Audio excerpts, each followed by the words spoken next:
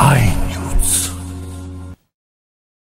सटाणा नगर परिषद निवडणुकीत अर्ज माघारीच्या शेवटच्या दिवशी वेगवान आणि नाट्यमय घडामोडींनी राजकीय वातावरण तापले। दबाव तंत्रासह झालेल्या जलद हालचालींनंतर राष्ट्रवादी काँग्रेस पक्षाच्या नगराध्यक्षपदाच्या उमेदवार अर्चना दिनेश सोनवणे यांनी ऐनवेळी निवडणुकीतून माघार घेतली।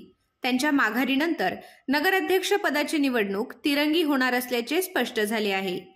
नगराध्यक्षपदासाठी एकूण 7 उमेदवारांनी माघार घेतली असून आता भाजप, शिवसेना आणि अपक्ष उमेदवार यांच्यात थेट सामना रंगणार आहे।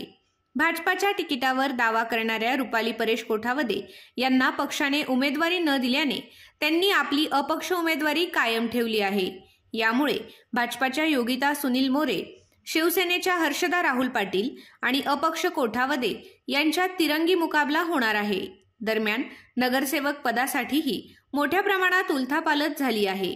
दाखल झालेल्या उमेदवारांपैकी 32 जणांनी माघार घेतल्याने एकूण 74 उमेदवार निवडणूक रिंगणात उरले आहेत।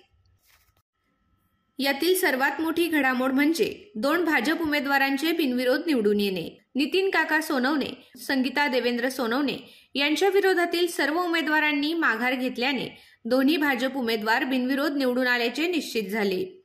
निवड झाल्यानंतर त्यांच्या समर्थकांनी शिवतीर्थावर छत्रपती शिवरायांना पुष्पहार अर्पण करून अभिवादन केले, तसेच जोरदार जल्लोष केला। सटाणा पालिकेच्या निवडणुकीत भाजप, शिवसेना, राष्ट्रवादी या महायुतीतील पक्ष एकमेकांसमोर उभे राहिल्याने निवडणूक रंगतदार होणार असल्याचे संकेत आधीच होते। मात्र राष्ट्रवादीच्या उमेदवाराच्या माघारीनंतर वातावरणाला नवा कल मिळाला आहे। आगामी दिवसात प्रचार तापणार असून तिरंगी लढतीचे चित्र अधिक स्पष्ट होत आहे। आपल्या आय न्यूज चॅनलला सबस्क्राइब करण्यासाठी बेल आयकॉनला क्लिक करा आणि बातम्या वाचण्यासाठी प्ले स्टोअरवरून आय न्यूज ॲप डाउनलोड करा।